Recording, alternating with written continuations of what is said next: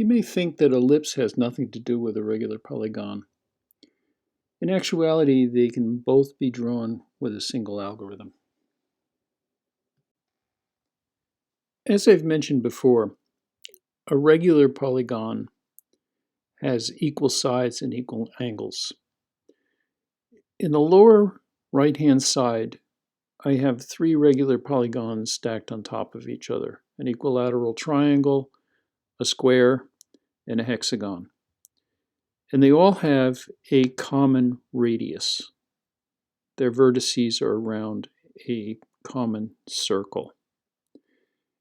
In the upper left-hand side, I have the same figures, but the sides are equal. In other words, the side of the equilateral triangle is the same as the side of the square, and the same for the hexagon.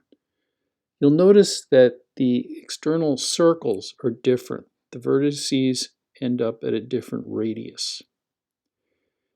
Now, in the lower left-hand corner, I have a circle with an ellipse within it. Now, a circle actually is an ellipse, and there's a single floating point value that controls the elliptical characteristic of an ellipse. Let's move on.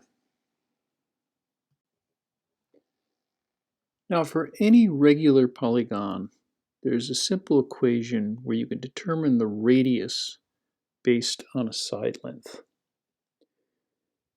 And look at the diagram, and you'll notice that S2, which is 1/2 of the side length, is equal to the radius times sine omega. Now, what you're looking for is the radius. If you rearrange that equation, the radius equals 1/2 the side length divided by sine omega.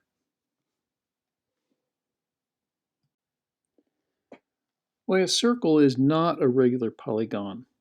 The algorithm for a regular polygon can be used to draw a circle. If the side length is small enough, you can't really tell that it's not a curve. I show the equations, there's two of them, for a circle. It's x squared plus y squared equals 1, assuming a radius of 1. That's based on Cartesian coordinates. There's a trigonometric representation of it, of cosine squared plus sine squared equals 1. Keep those equations in mind, they'll come up later. The eccentricity of an ellipse defines its shape. It's a number that ranges between 0 and 1.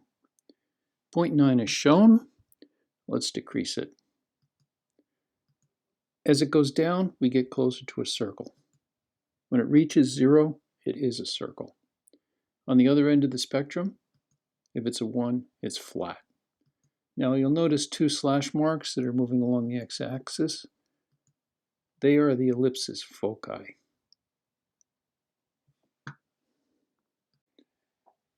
I would assume that somewhere in your basic science courses you were told that the orbits of the planets are elliptical. What is shown here is the eccentricity of the various orbits, and you'll notice that the numbers are actually quite low. So from a practical standpoint, they're really circular.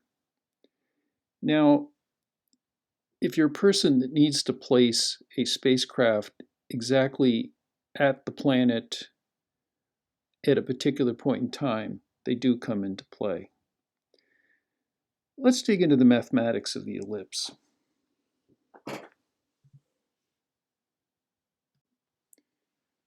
I'm going to be talking more about the eccentricity in the next slide, but for right now, we have to explore the equation of an ellipse and substitutions that can be used to end up with a very useful result. By looking at the figure, there's an A and a B parameter. The A is the length from the center to the perimeter along the x-axis, and B is the length from the center to the perimeter along the y-axis. The equation for the ellipse is x divided by a quantity squared plus y divided by b quantity squared equals 1. Now this looks very similar to the equation for a line. And in fact, if a and b are equal, this would be the equation for a line of radius a. Now, to actually implement an algorithm, given a particular angle, you want to know x and y. In other words, you want to transition for 360 degrees, and for each stop, each segment, you want to know that x and y quantity. Now, as I mentioned before, the equation for a circle can be expressed as cosine squared plus sine squared equals 1. That looks very similar to the top equation.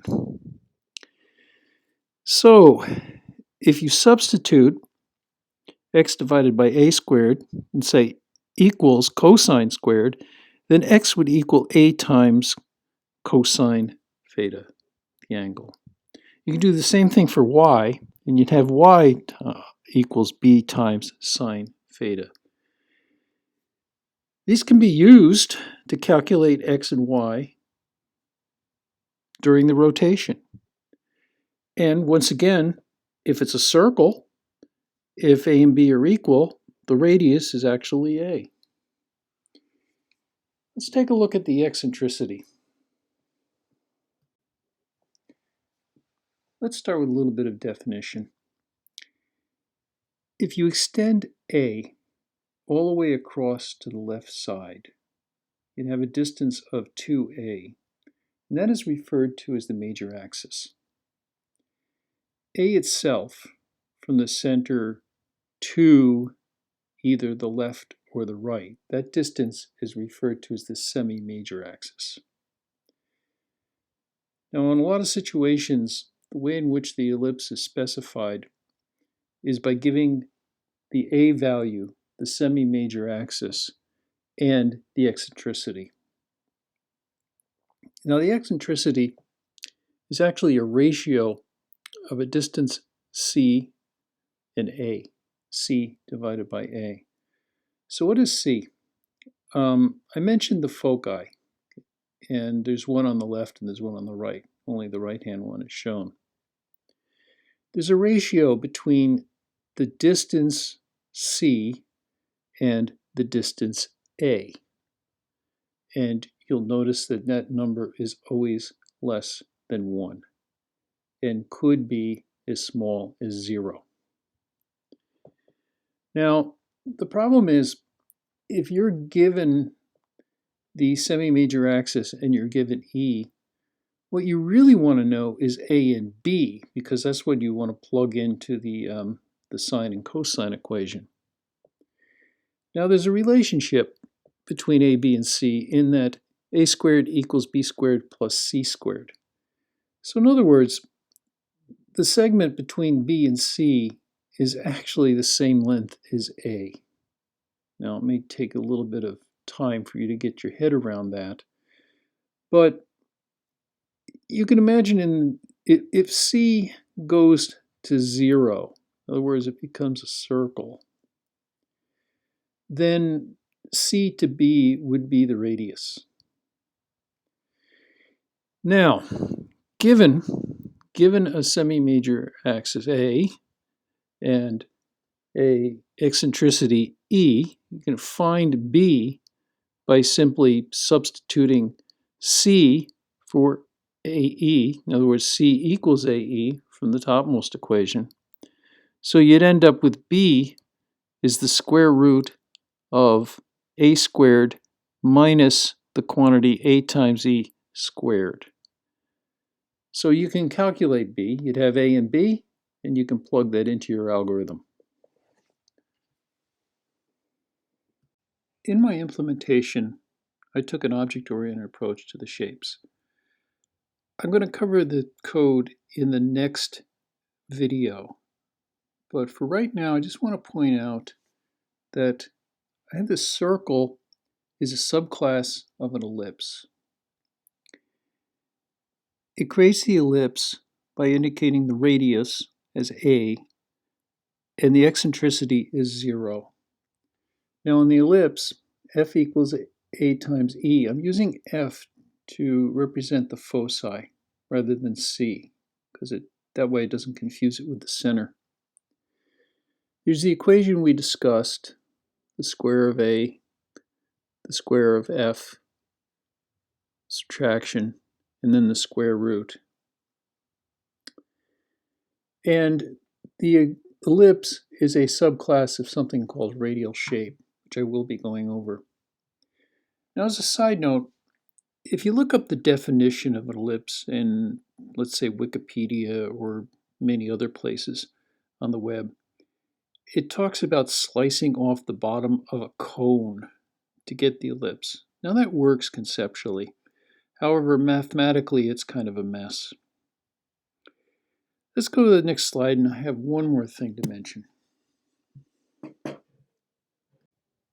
Just to wrap up the video, I use the technology we just discussed to draw the square as the boundary around the tiled hexagon that we discussed 2 videos ago.